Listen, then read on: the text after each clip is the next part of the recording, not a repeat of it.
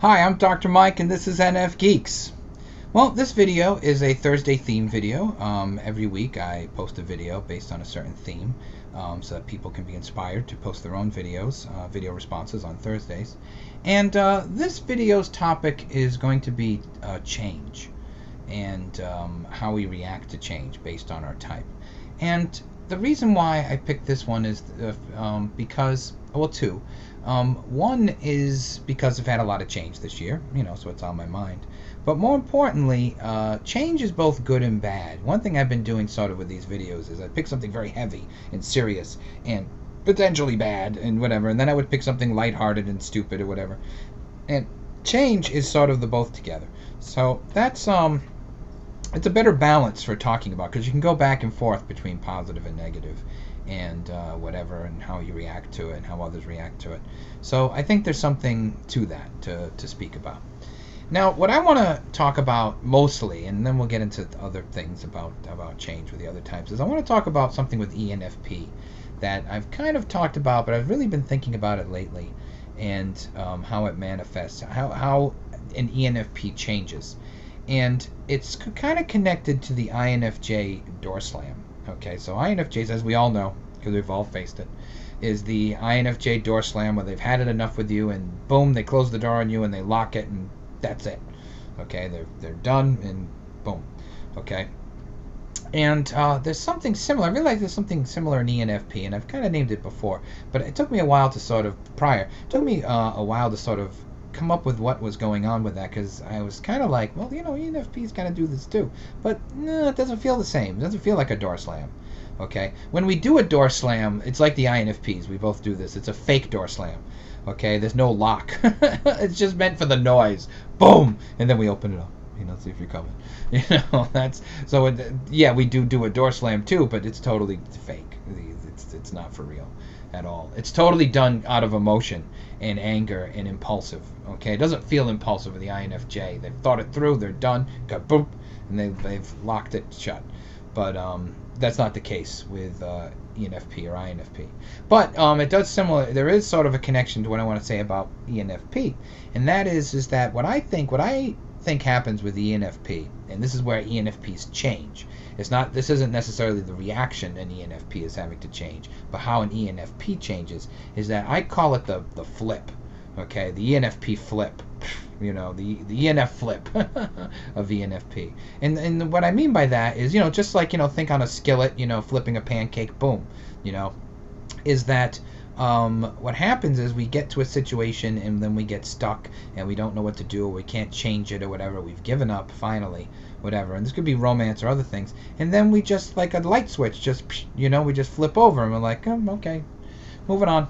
It's not like the door slam, because we're not necessarily angry at anybody. We might be annoyed, but it's not like, we're done. And it's not that the INFJ is really angry, but they've had it. They can't take it anymore. Boom.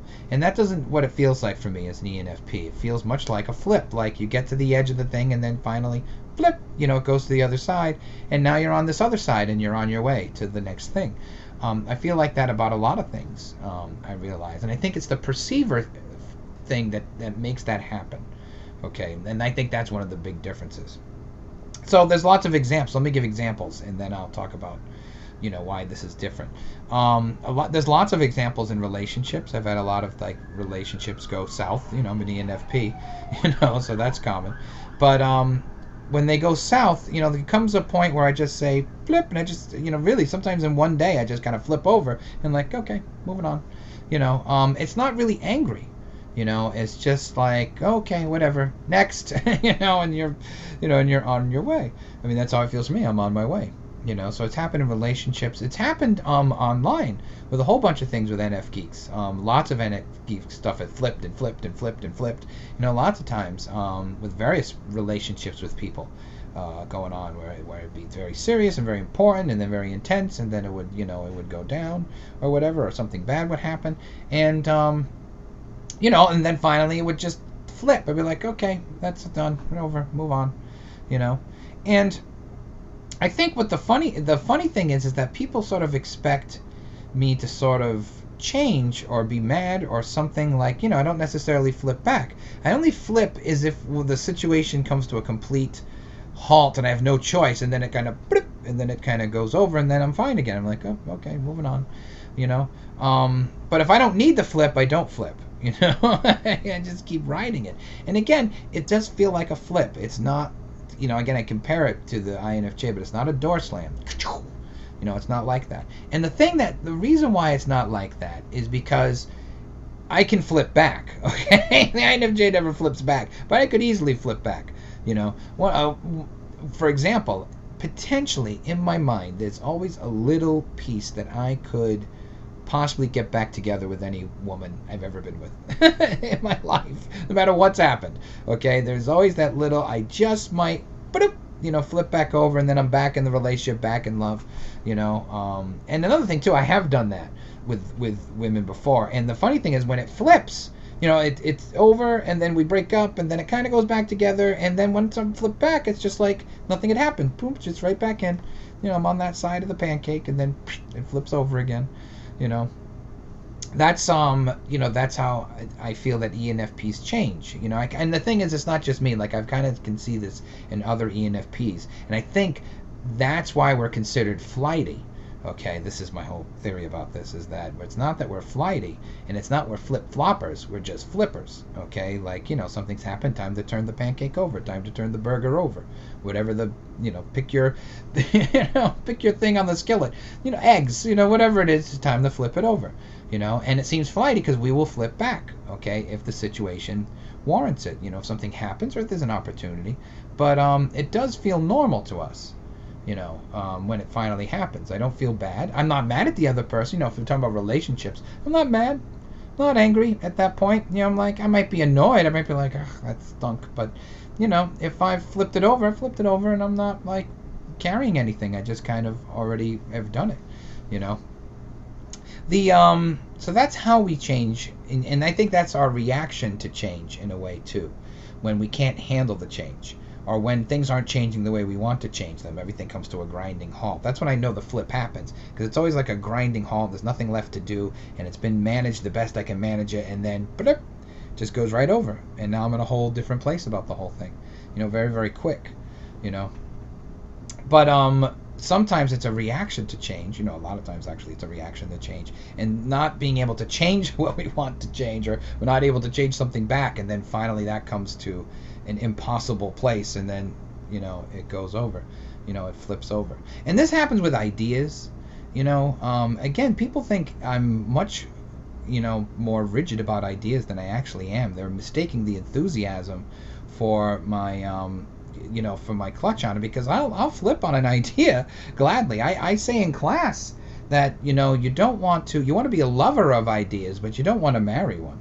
You know, you might even want to cheat on an idea, you know, think about that. But, you know, you don't want to marry it, you know, because you might flip. You know, I've flipped a lot of times, you know. For example, I'll give a few examples of flipping. In my youth, in my studying, I was much more utilitarian. I mean, literally utilitarian. Like, I was more into Bentham and Mill, and, you know, this was the right way to be. And then when I got into grad school and really started studying other things, I really got into Kant. And I think deontology is right now. I think, no, he was right, you know, principles. You know, categorical imperative and maxims, and, you know, this is what you should do. And, you know, I looked down on utilitarianism. I flipped right over. You know, and it was a quick moment, too. It wasn't like a slow progression. It was sort of read metaphysics of morals or whatever, and I was like, yep, he's right, you know, and just right over. I had a funny arc that went with Pirsig, the guy who wrote Zen and the Art of Motorcycle Maintenance, because I had to read Lila, I think it's pronounced. I had to read Lila for, like, an ethics doctoral class or whatever. I had to read Lila, and so prior to that, I read Zen and the Art of Motorcycle Maintenance. That's something that happens in grad school, by the way. You have to read a whole book before you can read this other book. You have to talk about. So this is one of those times, but that's fine. That was normal. And so, I went through this whole thing where, like, Persig is genius, and listen to all this, and, well, look what he's talking about, and right, the synthesis. My dissertation is actually about what he talks about in Zen and the Art of Motorcycle Maintenance. Not the same way, but essentially. And then you get to Lila and reading that to ENFLIPS, and then I got to the end of that book, and then all of a sudden I was like, flip, he's a jackass. I completely thought he was a moron, and what was he talking about? He's a crazy person. And Phaedrus, oh my God, what a nut. I kind of went to this other place with him. So that was a flip. Okay, so it's also ideas that I do this, and again, it's a reaction to. A lot of times, it's a reaction to change. Positive and negative. Okay, now. When the flip, what's really, really bad I find in my life is when I can't flip. Okay, so this is when I want to change, and there has been a change that I have not adapted to well at all, and I want to make the flip happen, and I can't do it. It won't, and I become stuck. Okay, I am stuck in the grip, and I can't flip. So I want to, but I just can't get there, and that's very hard. And there's a bunch of times with this that's happened to me. Actually, the end of a relationship did this to me. About 5 years ago, I got stuck, and I wanted to flip so bad, and I just couldn't do it for whatever reason. I wasn't able to make the flip. Over. And there's other things too, career, and all sorts of times I can't flip. I think the reason why I can't flip is because I am forcing the flip. I can't. It sort of has to go with the wind, and then I'm on the other side, whatever. I can't be completely trying to make it, because I think when I'm trying to make it happen, I'm trying to make it flip to something I want it to be. I'm not flipping it to something it could be or what it should be or natural. It's not natural. It's all completely unnatural. I'm trying to force it so I don't get to change. I don't get the flip over like that. But that's, I think, is the main way. If I had to put it, in words, the way I change, and it feels ENFP, and I've kind of seen this again. This is the flightiness. I can see it. That I change as an ENFP is I flip. I either flip because I flip as the way I change, and I flip in response to change. And when I'm stuck in the grip is when I cannot flip because I'm forcing it, for whatever reason. I'm not letting it take place. So it's interesting then to think about what's going on with the other NFs and change. And so the first thing I want to ask and all the other types too. I mean, it doesn't have to be NFs. It could be everybody. How do you react to change? How do you change and react to change as your type? Do you flip? Do you door slam? How would you call it? Make up your words. Yeah, that's fun. Mine's flip, but because that's how it feels. It literally feels like I flipped, and it's over. I'm on to the next thing. So feel free to do that. Kind of bring it in. So what are the obstacles to change? I think the obstacles I have, and this is probably my extroverted intuition and introverted feeling, but one of the obstacles I have to change is emotional content to everything. Is basically giving everything an emotional connection. I mean everything, not just people, but literally everything. And that makes it hard to change, or that affects the change, okay, in a lot of ways. So again, one of the things that happens is if I break up with somebody, I cannot go. I just can't. I cannot go to the places I went to with that person, because it just bums me out, because I remember everything, and then I remember, because again, I'm emotionally remembering, everything's coming in introvertedly, so I'm remembering emotionally, and so every time I get to a place, it's all sort of the memory of how I felt in that place. So I don't like going places, and it's getting tough, because as I get older and living in the same area, I'm running out of places. I'm running out of places to go. I've been thinking about that lately, kind of chuckling. But that's tough. I mean, there are a few places where I've gone with people, but they have a greater importance. I've been fine. So one of the problems with change is that I feel like it limits where I can go and where I can't go. It limits where I'm going in a way. So and I end up changing my route and things like this. So, for example, I don't drive by my old family's house. We had my family had the house, the homestead, and my sister and I sold it. And I have no place to, I go around it. I don't go near it. I completely circumvent it. I don't, because it's just too much emotional content. I don't even look at it. I don't even go through near the neighborhood where it is. I go this long route if I have to get around.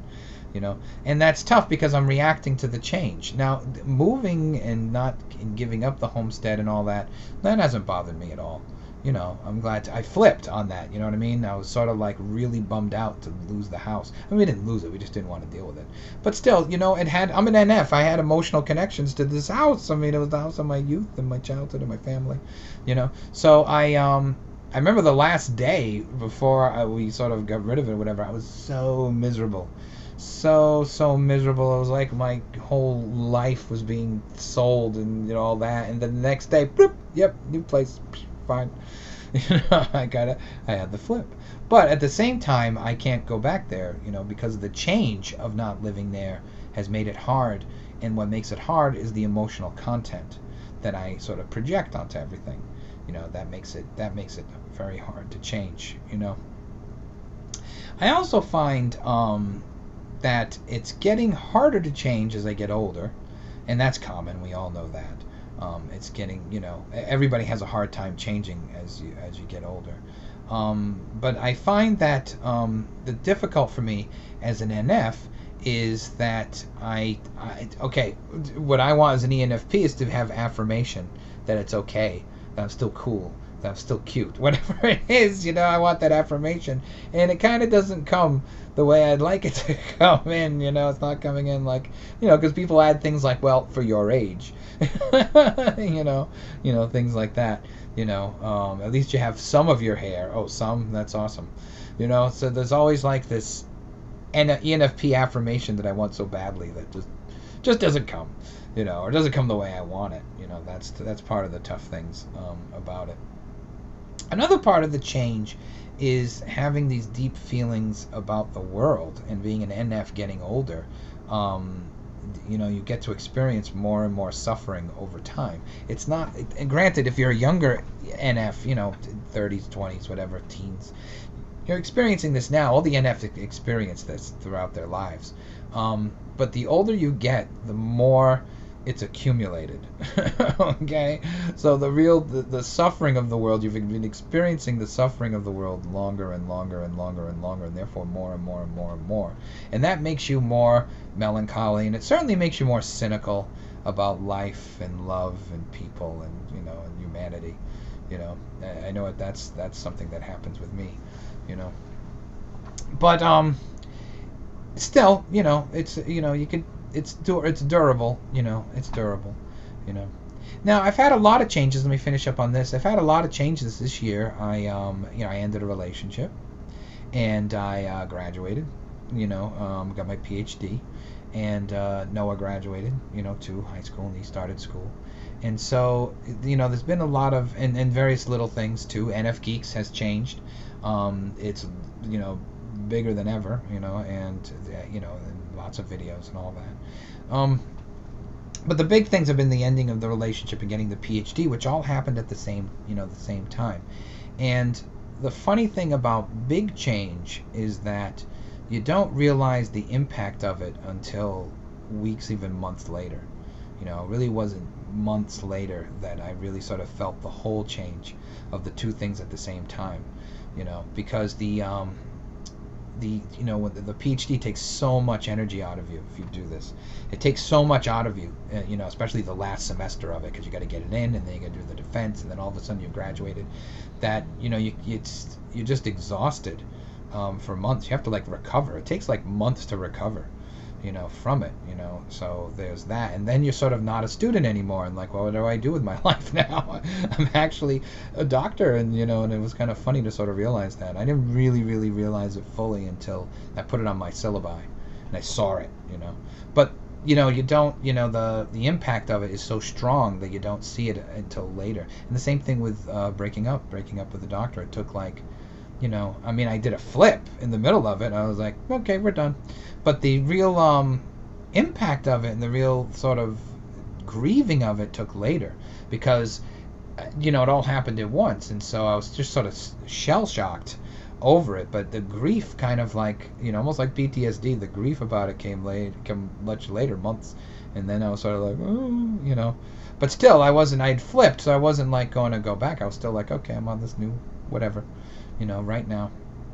And the last flip I've had is about relationships themselves. You know, I've sort of I have stopped chasing that dragon, you know, in my life, and a lot of people my age do that, and that's kind of normal, I think. But it's important to me for change because it was a flip, you know, instead of like sort of, you know, being in a relationship or trying to. I just kind of flipped and said, okay, this is the way it is, you know, and I haven't really pondered it or really gone forward. I joke about it a lot on the forum, and people think, and this is another thing, like, I don't know, tone. Like, people think I take this more seriously than I actually do. You know what I mean? Or I have a different idea of it than I actually do. You know what I mean? Because I say all these things about love, you know. But really, I flipped on it. I haven't done anything. I haven't pursued anything. I'm not chasing it. I haven't, you know. I've had a flip. It's flipped about it. So go ahead. Let me know what you think, and let me, you know, give me your ideas about change, and make your videos about change and how you've changed and how you react to change. And it'll be great to hear all about that.